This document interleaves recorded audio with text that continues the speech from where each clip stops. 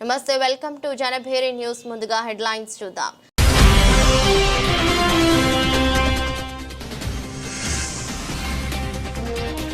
విశాఖ ఉక్కు కార్మికులతో మాజీ సీఎం జగన్ భేటీ. ప్రైవేటీకరణను అడ్డుకుంటామని స్పష్టమైన హామీ.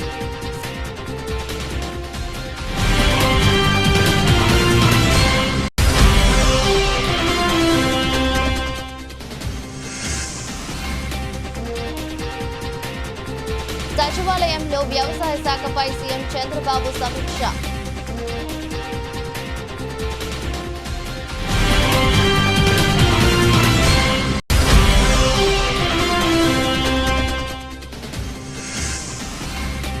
పవన్ పిఠాపురం పర్యటన. ఉప్పాడ మత్స్యకారుల సమస్యలపై చర్చలు, బహిరంగ సభ.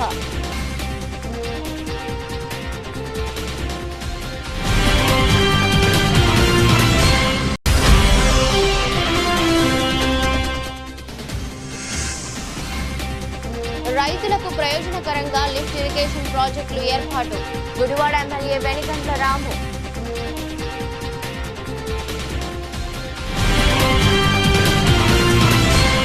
రాష్ట్రంలోని అన్ని వ్యవసాయ మార్కెట్ కమిటీ కేంద్రాల్లో మౌలిక సదుపాయాల కల్పనకు మాస్టర్ ప్లాన్ రూపొందించాలని ముఖ్యమంత్రి నారా చంద్రబాబు నాయుడు ఆదేశించారు. ఈ మేరకు రాష్ట్రంలో ఉన్న 218 మార్కెట్ కమిటీల స్థలాలను సద్వినియోగం చేసుకోవాలని సీఎం సూచించారు. వ్యవసాయ మార్కెట్ కమిటీల పరిధిలో ఖాళీగా ఉన్న స్థలాలను సద్వినియోగం చేసుకుంటూ కోల్డ్ చైన్, అగ్రి ప్రాసెసింగ్ వంటి మౌలిక సదుపాయాలను కల్పించాలని సీఎం ఆదేశించారు. రైతు సేవా కేంద్రాలను పునః వ్యవస్థీకరించేలా వ్యవసాయ శాఖ చర్యలు తీసుకోవాలన్నారు. సచివాలయంలో వ్యవసాయ శాఖ అనుబంధ రంగాలపై ముఖ్యమంత్రి చంద్రబాబు సమీక్షించారు. ఈ సమీక్షకు మంత్రి కె అచ్చెన్నాయుడు, వ్యవసాయ అనుబంధ కార్పొరేషన్ చైర్మన్లు, ఉన్నతాధికారులు హాజరయ్యారు. ఖరీఫ్ సాగు, రబీ ప్రణాళిక, ధాన్యం కొనుగోలు తదితర అంశాలపై సమీక్షలో చర్చించారు. వ్యవసాయం అనుబంధ రంగాల్లో గ్రాస్ వాల్యూ అడిషన్ పై సీఎం దిశానిర్దేశం చేశారు. అలాగే నెల 11వ తేదీన ప్రధాని మోదీ ప్రారంభించనున్న పీఎం ధన్ ధాన్య కృషి యోజనపై కూడా సమీక్షలు చర్చించారు. ఈ సందర్భంగా ముఖ్యమంత్రి మాట్లాడుతూ రైతులకు లాభం రావాలి, వినియోగదారునికి ప్రయోజనం కలగాలని ఈ విషయంలో వ్యవసాయ మార్కెటింగ్ శాఖలు సమన్వయంతో పనిచేయాలన్నారు.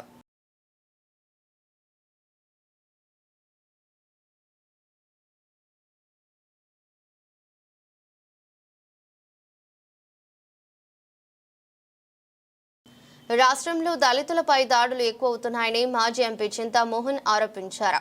నగరంలోని ప్రెస్ క్లబ్ లో విలేకరుల సమావేశంలో మాట్లాడారు. ఇటీవలి కాలంలో సామాజిక న్యాయం అంటూ సీఎం చంద్రబాబు తరచూ చెప్తున్నారని, ఇది దళితులను 2 వర్గాలుగా చీల్చడానికి ప్రశ్నించారు. జగన్ తన కేసులకు భయపడి పర్యటనలు, యాత్రలు అంటూ తిరుగుతున్నారని విమర్శించారు. మోదీ అండతోనే జగన్ ఇంకా బయట తిరుగుతున్నారని వ్యాఖ్యానించారు. పవన్, చంద్రబాబు సనాతన ధర్మం పేరుతో ప్రజలను రెచ్చగొడుతున్నారని ఆగ్రహం వ్యక్తం చేశారు. సుప్రీంకోర్టు ప్రధాన న్యాయమూర్తిపై దాడికి యత్నించిన ఘటన ప్రజాస్వామ్యానికి మాయని మచ్చని చెప్పారు. 4-5 అంశాలు మీ ముందుంచాలని రావడం జరిగింది.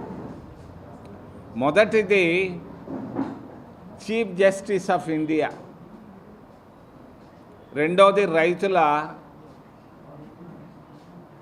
అవస్థలు, మూడోది 11 ఏళ్ల మోడీ పరిపాలన,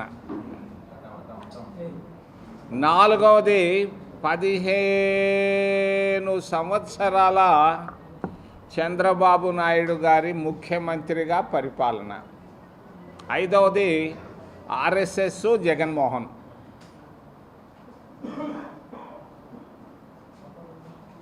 మొన్ననే సుప్రీంకోర్టు ప్రధాన న్యాయమూర్తి పైన ఆయన ధర్మాసనంలో కూర్చున్నప్పుడే ప్రధానమంత్రి, ముఖ్యమంత్రి చొరవతో అందుబాటులోకి వచ్చిన జీఎస్టీ సంస్కరణల ఫలాలతో సామాన్యులకు ఎంతో మేలు జరుగుతుందని, సూపర్ జీఎస్టీ, సూపర్ సేవింగ్స్ తో సామాన్యుల జీవితాల్లో కొత్త వెలుగులు వస్తున్నాయని జిల్లా కలెక్టర్ డాక్టర్ జి లక్ష్మీస అన్నారు.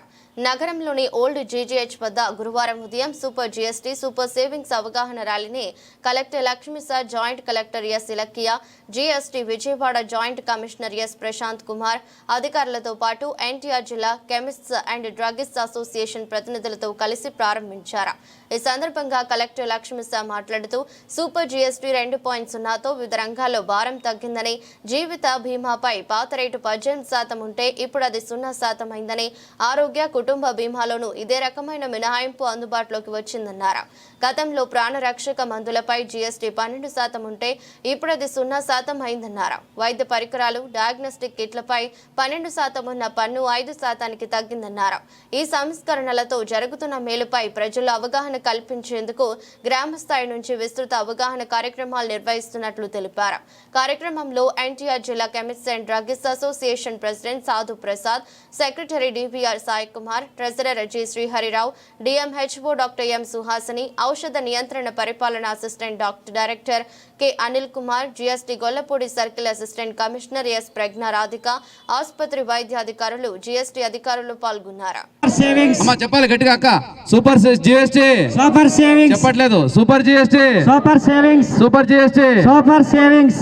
ఇప్పుడు ఏం సేవింగ్, ఎంత సేవింగ్, ఎందుకు ఈ జీఎస్టీ చాలా ఇంపార్టెంట్, ఇది ఇంతకు ముందు మనకు వర్తించేది కాదా అనే దాని మీద రాష్ట్ర వ్యాప్తంగా గౌరవ ముఖ్యమంత్రి వారిలో సూచనలతో, అలాగే గౌరవ ప్రధానమంత్రి వారిలో చొరవతో రాష్ట్రంలో ఎప్పుడు లేని విధంగా అన్ని దశలుగా మనము అన్ని స్టేజెస్లో గ్రామ స్థాయి నుంచి, అలాగే మండల స్థాయి నుంచి, జిల్లా స్థాయి నుంచి రాష్ట్ర స్థాయి వరకు, చివరికి గౌరవ ప్రధానమంత్రి వారు కూడా మన రాష్ట్రానికి వస్తున్నారు ఈ జీఎస్టీ సూపర్ సేవింగ్ గురించి ప్రజలకి అవగాహన తీసుకురావడానికి. ఎందుకు అవగాహన తీసుకురావాలి మీకు అందరికీ తెలుసు. ఈ జీఎస్టీ ట్యాక్స్ అనేదే చాలా వరకు ఎక్కువ ఉండేది ఇంతకుముందు.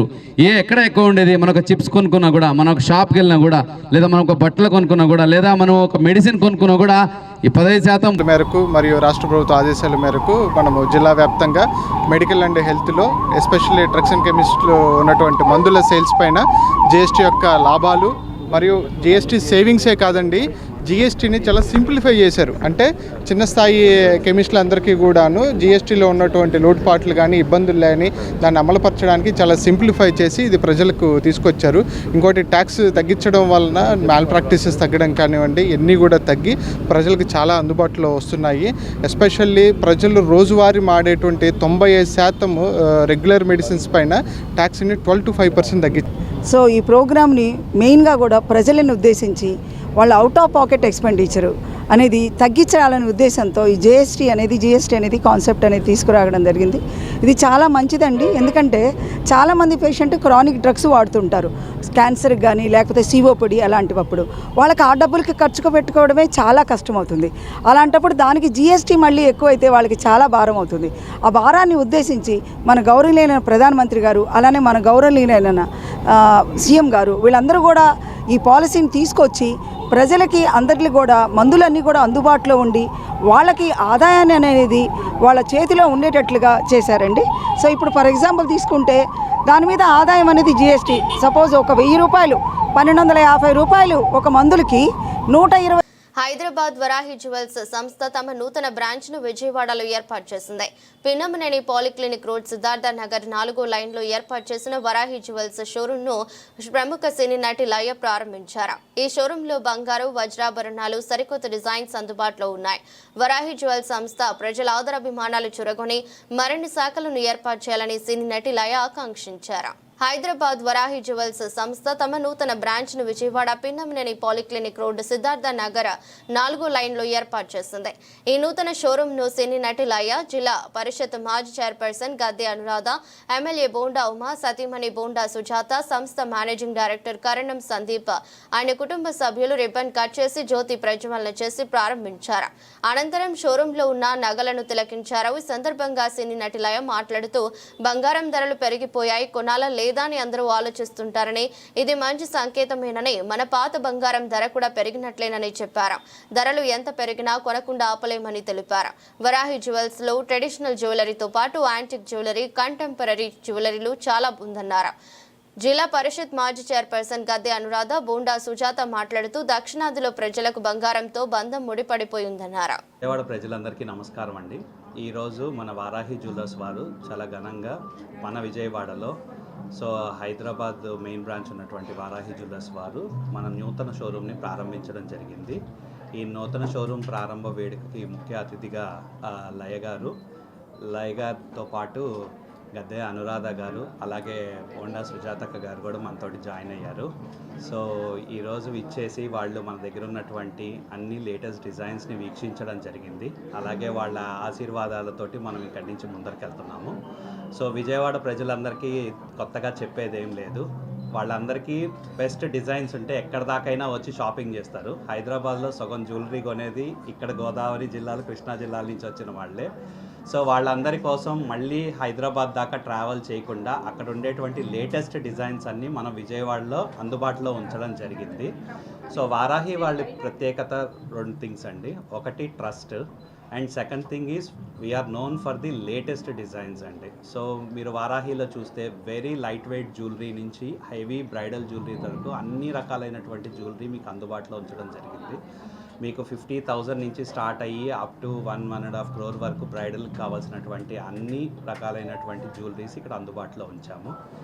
అలాగే వర్క్మ్యాన్షిప్ విషయానికి వస్తే మనం సేల్ చేసేటువంటి డిజైన్స్ మన దగ్గర అందుబాటులో ఉండేటువంటి డైమండ్ జ్యువెలరీ, పోల్కి, కుందన్, అలాగే నకాషి, తర్వాత టెంపుల్ జ్యువెలరీ, ఇవన్నీ కూడా మనం అందుబాటులోకి తీసుకొచ్చామండి. అండ్ వారాహిలో ఇచ్చేటువంటి ప్రతి డైమండ్ జ్యువెలరీ కూడా 100% సర్టిఫైడ్ డైమండ్ జ్యువెలరీని. అందరికీ నమస్కారం అండి. చాలా రోజుల తర్వాత నేను విజయవాడ వచ్చాను. నేను విజయవాడ అమ్మాయిని కదా, మీ అందరికీ తెలుసు. నా స్కూల్ కూడా ఇక్కడే. ఎంత మారిపోయిందంటే మొత్తం సిటీ నేనేమో గుర్తుపట్టలేకపోయాను. ఇది సిద్ధార్థ నగర్లో వరాహి జ్యువెలర్స్ అంటే సిద్ధార్థ నగర్లో నేను ఇటే మా ఇల్లు ఇక్కడే ఉంది. నేను అసలు గుర్తుపట్టలేకపోయాను. మా ఇంటి పక్కనే ఉందన్నమాట. ఇది నేను ఇప్పుడు అనిపిస్తుంది మా చిన్నప్పుడు ఉండుంటే బాగుండేది. కానీ ఇప్పుడైనా వచ్చినందుకు ఐఎమ్ వెరీ హ్యాపీ. ఎందుకంటే అండి నేను చాలాసార్లు ఇక్కడి నుంచి హైదరాబాద్ వెళ్ళి కొనుక్కోవడం ఎలా అయితే మనం వింటున్నామో, నేను చాలాసార్లు హైదరాబాద్లో నుంచి విజయవాడ వచ్చి ఇక్కడ కొనుక్కున్న వాళ్ళని కూడా చూసాను. ఎందుకంటే ఇక్కడ జ్యువెలరీకి ఉన్న టేస్ట్ అట్లాంటిది. నమ్మకం కూడా ఉంది. చాలామంది మా ఫ్రెండ్స్ అందరూ కూడా, నా క్లాస్మేట్స్ కూడా ఇక్కడ జ్యువెలరీ అంటే ఇంట్లోంచి స్మాల్ బిజినెస్ లాగా చేస్తూ ఉన్నారు. ఏమైనా కూడా ఇక్కడ విజయవాడ ప్రజలు అందరూ ఏమున్నా కూడా మంచిదన్నగానే వెంటనే ఆదరిస్తారని నాకు తెలుసు. ఇప్పుడు మనకి రకరకాల జ్యువెలరీస్ ఉన్నాయి. అంటే మనము ట్రెడిషనల్ యాంటిక్ జ్యువెలరీ అనుకోండి, పోల్కి అవ్వచ్చు, మోసనైట్స్ అవ్వచ్చు, లేకపోతే కుందన్, ఏవన్నా చాలా డైమండ్ అన్నీ. మనం బంగారు ధరలు పైకి వెళ్ళిపోతున్నాయి. ఇప్పుడు మనం కొనాలా లేదా అని ఆలోచిస్తాం. కానీ యాక్చువల్లీ వెళ్తుందంటే గుడ్ సైన్. అంటే మనం ఉన్న ఓల్డ్ గోల్డ్ కూడా పెరిగింది కదా, మంచిదే అది. మనము ఇప్పుడు ఒకవేళ మనము వారాహి జ్యువెలర్స్ ఈ రోజున విజయవాడలో ప్రారంభోత్సవం చేసుకుంటున్న సందర్భంగా మొట్టమొదటిగా వారికి అభినందనలు తెలియజేస్తున్నాను. మరి ముఖ్యంగా ఇక్కడ స్పెషల్ ఏంటంటే మనందరం ఎంతో అభిమానించే నటి లయ ఆ రోజుకి ఈ రోజుకి కూడా మేము హీరోయిన్గా చూడటానికి ఇష్టపడతాం. ఈ రోజుకి కూడా అలాగే ఉన్నారు. మరి వారి చేతుల మీదుగా, అదేవిధంగా హోండా సుజాత గారి చేతుల మీదుగా ఈ రోజున ప్రారంభోత్సవం చేశారు. మరి ముఖ్యంగా ఈ వారాహి జ్యువెలర్స్ మరి ఆ వారాహి అమ్మవారి ఆశీస్సులతో తప్పకుండా మరిన్ని బ్రాంచెస్తో విజయం సాధించాలని కోరుకుంటాను. మరి వాళ్ళ బంగారం రేట్లు ఇంత విపరీతంగా పెరిగినాయి. అటువంటిది సామాన్య ప్రజానికానికి ఈ రోజున ఒక ఆలోచన వస్తుంది ఎలా కొంటామని చెప్పి. కానీ భారతదేశంలో ముఖ్యంగా దక్షిణాదిలో మనందరికీ కూడా బంగారంతో ఒక బంధం అనేది ముడిపడిపోయింది. కాబట్టి బంగారం అనేది వదిలి ఇవాళ అయితే కొత్తగా డైమండ్స్ బ్రహ్మాండంగా ఇవాళ అందరూ కూడా ధరిస్తూ ఉన్నారు. వీటిని వదిలైతే భారతీయులు ఉండలేరు కాబట్టి కంపల్సరీ వస్తారు. కానీ ఇవాళ ఈ రేట్లలో ఆలోచించేది ఏంటంటే మళ్ళీ డిజైన్స్ని మార్చలేరు. కాబట్టి మంచి డిజైన్ ఎవరైతే ఇస్తారో ఆ డిజైన్స్కి 1-2 షాపులు ఎక్కువ షాపులు తిరిగి మంచి డిజైన్ని సెలెక్ట్ చేసుకోవటం అందరికీ నమస్కారం అండి. ఈరోజు సిద్ధార్థ నగర్లో వారాహి జ్యువెలర్స్ ప్రారంభోత్సవం సందర్భంగా సందీప్ గారికి శుభాకాంక్షలు. ఇప్పుడు విజయవాడలో ప్రస్తుతం మనం దసరా శరన్నవరాత్రులు చేసుకొని మనకు కనకదుర్గమ్మ వారు కూడా చాలా సంతోషంగా ఉన్నారు. ఇటువంటి తరుణంలో ఆయన స్టార్ట్ చేసిన ఈ షాప్ కూడా దిగ్విజయంగా నడుస్తుంది అని ఆశిస్తున్నాను. అదేవిధంగా ఇప్పుడు చూస్తే మనం ప్రజెంట్ గోల్డ్ ఎలా ఉంది అలా తారాజులాగా పైకి వెళ్ళిపోతుంది. అలాగే వీళ్ళ బిజినెస్ కూడా ఈ షాప్లో సేల్స్ కానివ్వండి, వీళ్ళ బిజినెస్ కూడా మంచిగా అభివృద్ధి చెంది బంగారంతో పోటీపడి మీ వ్యాపారం జరగాలని మనస్ఫూర్తిగా కోరుకుంటున్నానండి. అదేవిధంగా విజయవాడ వాళ్ళు ఫస్ట్ హైదరాబాద్ నెక్స్ట్ ఇక్కడ పెట్టుకున్నారు అంటే ఇందాక చెప్పారు కదా ఆయన, ఎందుకంటే మన వాళ్ళందరూ హైదరాబాద్లో షాపింగ్ అంటే సగం మంది ఉంటారు, అందులో అయితే డౌట్ లేదు. అందుకే కదా తెలంగాణ కూడా వేరే ఇవ్వడానికి కూడా ఇలాంటివి కూడా చాలా రీజన్స్ అనమాట. ఎందుకంటే ఆంధ్ర ప్రజలకి ఎస్పెషల్లీ విజయవాడ వాళ్ళకి ఒక రాష్ట్రంలో నకిలీ మద్యం తయారీని నియంత్రించేందుకు కట్టుదిట్టమైన చర్యలు తీసుకుంటున్నామని మంత్రి కొల్లు రవీంద్ర వెల్లడించారు. ఈ మేరకు గురువారం ఏపీ సచివాలయంలో నిర్వహించిన మీడియా సమావేశంలో మాట్లాడుతూ నకిలీ మద్యం నివారణకు ఎక్సైజ్ శాఖలోని ఎన్ఫోర్స్మెంట్ విభాగం సమర్థవంతంగా పనిచేస్తుందని స్పష్టం చేశారు. నవోదయం కింద ఇప్పటికే 21 జిల్లాలను సారారహిత జిల్లాలుగా చేయడం జరిగిందని, అక్రమ మద్యం నియంత్రణపై ఇప్పటికే ముఖ్యమంత్రి వర్యులు స్పష్టమైన ఆదేశాలు జారీ చేశారని, ఎట్టి పరిస్థితుల్లోనూ రాష్ట్రంలో అక్రమ మద్యం నివారణకు కట్టుదిట్టమైన చర్యలు తీసుకుంటున్నట్టు మంత్రి రవీంద్ర పునరుద్ఘాటించారు. కూటమి ప్రభుత్వం వచ్చాక ఎన్ఫోర్స్మెంట్ ను మరింత కట్టుదిట్టం చేయడం జరిగిందని, దాంతో రాష్ట్ర సరిహద్దు చెక్ పోస్టుల పనితీరు బాగా మెరుగుపడిందన్నారు. అదేవిధంగా రాష్ట్రంలో 5 ప్రాంతాల్లో ల్యాబ్లను ఏర్పాటు చేసి అవసరమైన తనిఖీలు చేసి నాణ్యమైన మద్యం సరఫరాకు తగిన చర్యలు చేపట్టినట్టు తెలిపారు. డిపార్ట్మెంట్ జరిపినటువంటి ఇన్వెస్టిగేషన్లో అక్కడ వచ్చినటువంటి ఒక రిపోర్ట్ ప్రకారం అక్కడికి వెళ్ళి, అంటే ఇది రొటీన్గా రాష్ట్రం అంతా కూడా ఎన్ఫోర్స్మెంట్ విభాగం ఉంది. ఈ ఎన్ఫోర్స్మెంట్ విభాగంలో ఎక్కడ కంప్లైంట్ వచ్చినా ఇమ్మీడియట్గా స్పందించి అక్కడికి వెళ్ళి రైడ్స్ చేయడం జరుగుతుంది.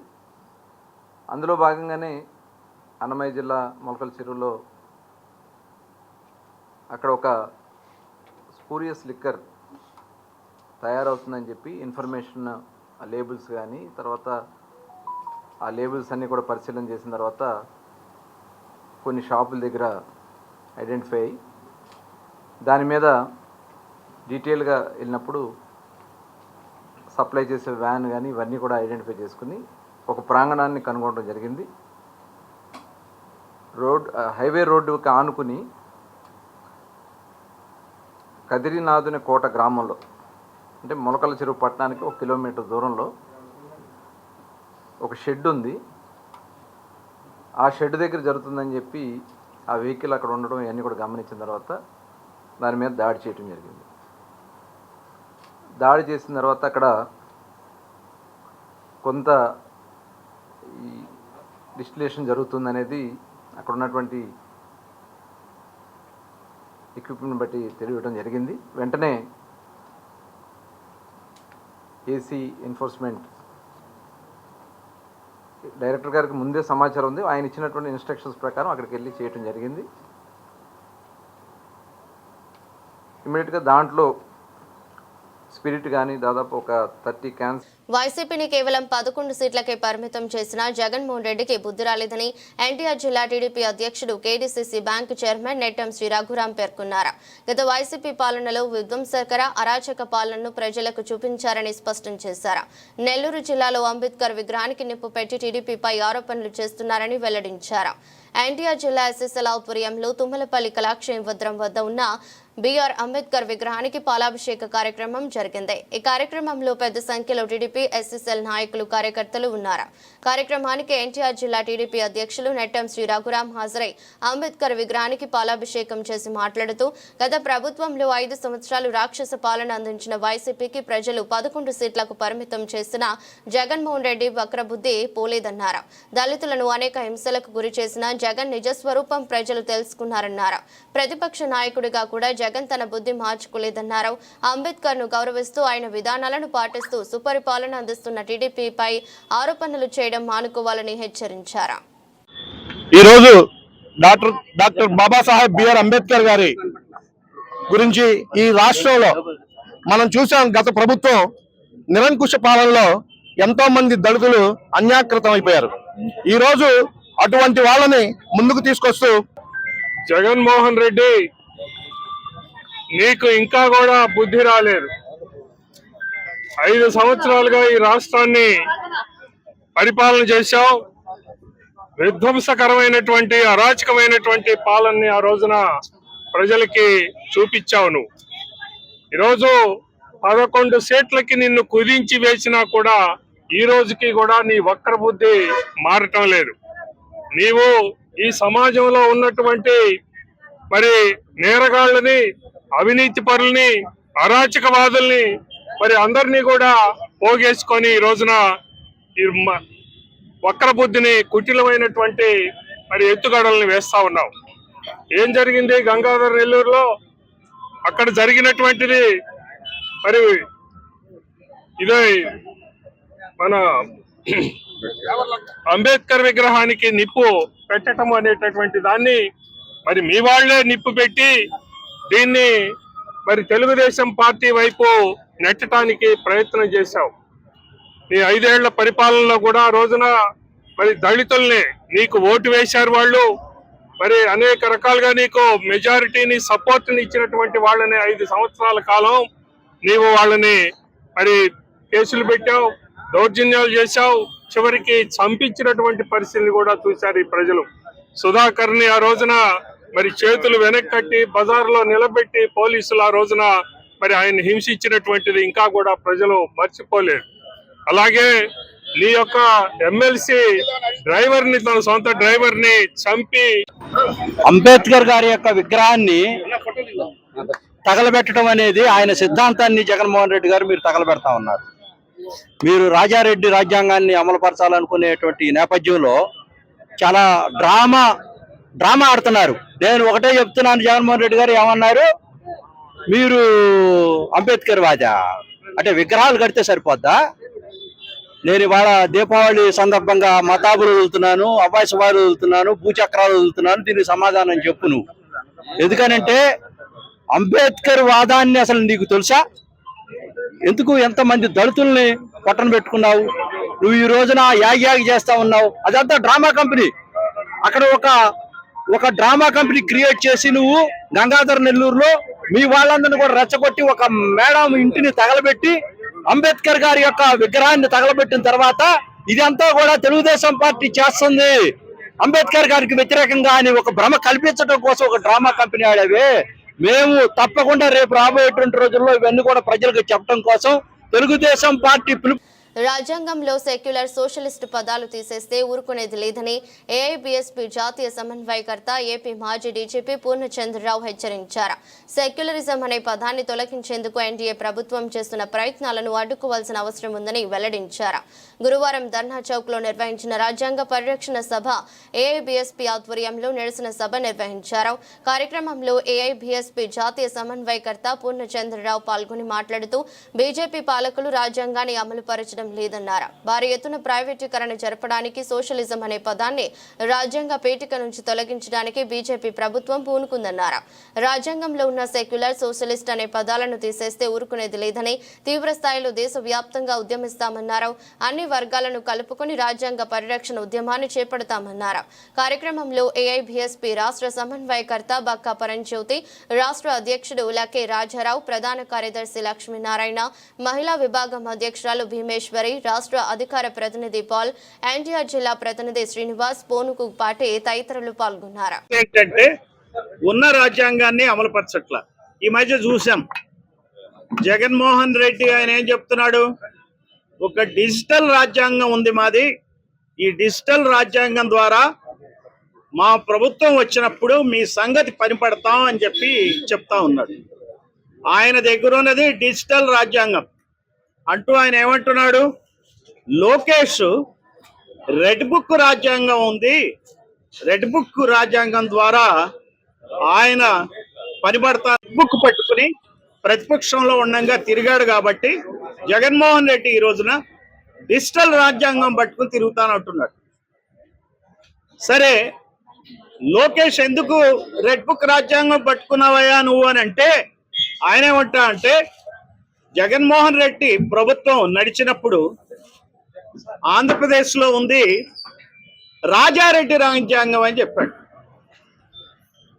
అంటే ఇక్కడ అటు వైసీపీ కానీ ఇటు టీడీపీ కానీ మనకిచ్చే రాజ్యాంగాలు ఏంటంటే డిజిటల్ రాజ్యాంగం, రెడ్ బుక్ రాజ్యాంగం, లేకపోతే రాజారెడ్డి రాజ్యాంగం. అంటే వీళ్ళ రాజ్యాంగాలు మన మీద రుద్దుతున్నారు, అసలు రాజ్యాంగాన్ని వదిలేశారు. అసలు రాజ్యాంగం బీజేపీ ప్రభుత్వం, మోడీ ప్రభుత్వం ఈ రాష్ట్రంలో ఉన్నటువంటి చంద్రబాబు నాయుడు గారి మద్దతు లేకుండా, జగన్మోహన్ రెడ్డి గారి మద్దతు లేకుండా రాజ్యాంగాన్ని మార్చడానికి వీలు పడదు. ఈ రాజ్యాంగాన్ని మార్చడం అంటే ఈ రాష్ట్రంలో ఉన్నటువంటి బీసీ, ఎస్సీ, ఎస్టీ, మైనార్టీలు అందరూ కూడా ఏమడుగుతున్నారంటే ఈ రాష్ట్రంలో ఉన్నటువంటి వైసీపీని, టీడీపీని అడుగుతున్నాం, ఈ భారత రాజ్యాంగాన్ని మారిస్తే మీదే బాధ్యత అని చెప్తున్నాం. ఈ మద్దతుతోట ఈ రోజున మోడీ ప్రభుత్వం నడుస్తుంది. కాబట్టి ఈ రాజ్యాంగాన్ని అక్కడ మార్చారంటే మీరు బాధ్యత వహించాలి. ఈ రాజ్యాంగాన్ని మార్చినటువంటి మిమ్మల్ని రాబోయే ఎన్నికల్లో ప్రజలు ఖచ్చితంగా గద్దె దింపుతారనేటువంటి విషయాన్ని మీరు గుర్తుపెట్టుకోవాలని చెప్పి సందర్భంగా ఈ రెండు పార్టీలు, ఈ వైసీపీ, టీడీపీ రెండు పార్టీలు కూడా మోడీకి మద్దతు ఇచ్చినటువంటి ఈ రెండు పార్టీలని all India Bahujan Samaj party హెచ్చరిస్తుందని సందర్భంగా తెలియజేస్తున్నాం. మత్స్యకారుల సమస్యల పరిష్కారానికి కృషి చేస్తానని ఉప ముఖ్యమంత్రి పవన్ కళ్యాణ్ పేర్కొన్నారు. 100 రోజుల్లోగా ఈ సమస్య పరిష్కారానికి అవసరమైన నిర్ణయం తీసుకుంటామని స్పష్టం చేశారు. కాకినాడ జిల్లా కలెక్టరేట్లో నిర్వహించిన మత్స్యకారులతో మాటామంతి కార్యక్రమంలో డిప్యూటీ సీఎం పవన్ పాల్గొన్నారు. ఈ సందర్భంగా వేటకు వెళ్లి మృతి చెందిన మత్స్యకారుల కుటుంబాలకు బీమా చెక్కులు అందజేశారు. ఒక్కో కుటుంబానికి 5 లక్షల చొప్పున 18 కుటుంబాలకు ఆర్థిక సాయం చేశారు. ఉప్పాడ ప్రాంత మత్స్యకారులు తెలిపిన పారిశ్రామిక కాలుష్యంపై ఆడిట్ చేయాలని పీసీసీ అధికారులకు ఆదేశించారు. వారం రోజుల్లోగా నివేదిక ఇవ్వాలని కోరారు. 100 రోజుల్లోగా ఈ సమస్య పరిష్కారానికి అవసరమైన నిర్ణయం తీసుకుంటామని స్పష్టం చేశారు. గుడివాడ నియోజకవర్గంలో రైతాంగానికి ప్రయోజనం చేకూరేలా లిఫ్ట్ ఇరిగేషన్ ప్రాజెక్టుల ఏర్పాటుకు కృషి చేస్తున్నామని ఎమ్మెల్యే వేణిగండ్ల రాము తెలిపారు. ప్రాజెక్టుల నిర్మాణ అంచనాలను ఇప్పటికే ఏపీ ఇరిగేషన్ డెవలప్మెంట్ కార్పొరేషన్ కు పంపినట్లు చెప్పారు. గుడివాడ పట్టణం రాజేందర్ నగర్లోని తన స్వగృహంలో ఇరిగేషన్ మరియు డ్రైనేజీ శాఖల అధికారులతో ఎమ్మెల్యే రాము సమీక్ష సమావేశం నిర్వహించారు. మండలాల వారీగా కాలువలు, డ్రైన్లలో జరుగుతున్న అభివృద్ధి పనులను అధికారులు ఎమ్మెల్యే రాముకు వివరించారు. డిసెంబర్ లోపు ఎమర్జెన్సీ వర్క్లను పూర్తి చేయాలని అధికారులకు ఎమ్మెల్యే రాము సూచనలు చేశారు. కార్యక్రమంలో డ్రైనేజీ డీఈలు Nagendra Kumar, Srinu, irrigation DE Bharat, drainage irrigation శాఖల ఏఈలు అనిల్ కుమార్, అరుణ్, లక్ష్మి, నాగేశ్వరరావు పాల్గొన్నారు.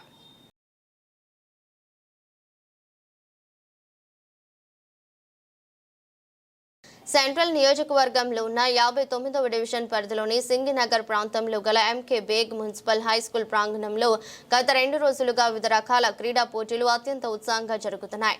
ఈ పోటీలలో ప్రభుత్వ పాఠశాలలు, ప్రైవేట్ పాఠశాలలు, మున్సిపల్ పాఠశాలలు మరియు ఎయిడెడ్ పాఠశాలల్లో చదువుకుంటున్న విద్యార్థులు పెద్ద సంఖ్యలో పాల్గొంటున్నారు. మండల స్థాయిలో నిర్వహించబోతున్న ఈ క్రీడా పోటీలలో మొత్తం 7 రకాల క్రీడలు ఉన్నాయి. వీటిలో విద్యార్థులు తమ ప్రతిభను ప్రదర్శిస్తున్నారు. ఈ క్రీడలు విద్యార్థులలో శారీరక ద్రాఢ్యాన్ని, మానసిక ఉల్లాసాన్ని పెంపొందించే లక్ష్యంతో నిర్వహించబడుతున్నాయి.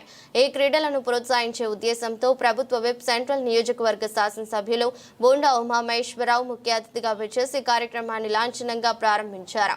కార్యక్రమంలో వివిధ పాఠశాలల నుండి వచ్చిన ఫిజికల్ డైరెక్టర్లు మరియు వ్యాయామ ఉపాధ్యాయులు శ్రీ జె కిషోర్, శ్రీ నారాయణ స్వామి, శ్రీమతి రమణ కుమారి, శ్రీమతి మాధవి, శ్రీమతి రూతమ్మ, శ్రీమతి పద్మావతి, శ్రీమతి హవీల, శ్రీ దుర్గా ప్రసాద్, శ్రీ హర్ష, బీసీసీఎల్ జిల్లా అధ్యక్షులు మరక శ్రీనివాస్ యాదవ్, డివిజన్ అధ్యక్షులు రాజాన బంగారు నాయుడు, ప్రధాన కార్యదర్శి బుదాల సురేష్, ఎస్కే ఫర్వీన్, గౌసియా పాల్గొన్నారు.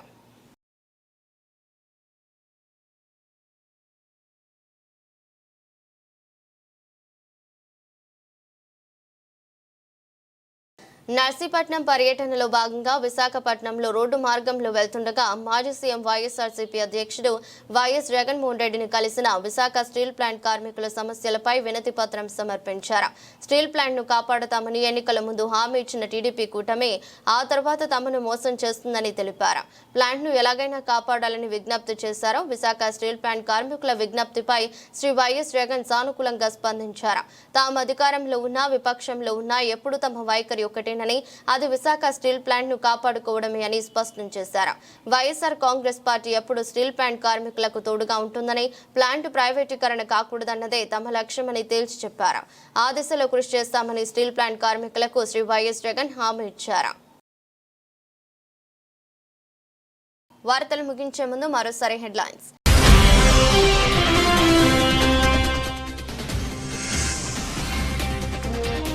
విశాఖ ఉక్కు కార్మికులతో మాజీ సీఎం జగన్ భేటీ, ప్రైవేటీకరణను అడ్డుకుంటామని స్పష్టమైన హామీ.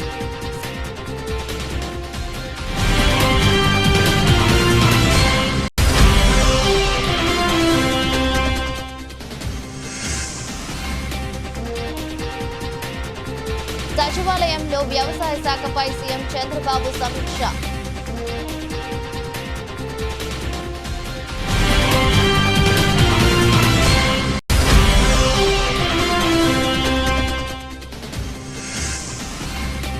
పవన్ పిఠాపురం పర్యటన, ఉప్పాడ మత్స్యకారుల సమస్యలపై చర్చలు, బహిరంగ సభ.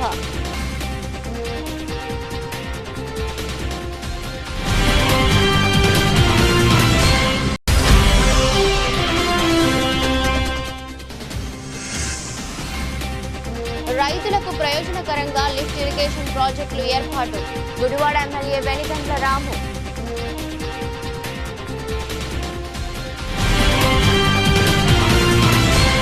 ఎదురస్ట్ బులెటిన్ మరో బులెటిన్లో మళ్ళీ కలుద్దాం. అంతవరకు సెలవు, నమస్కారం.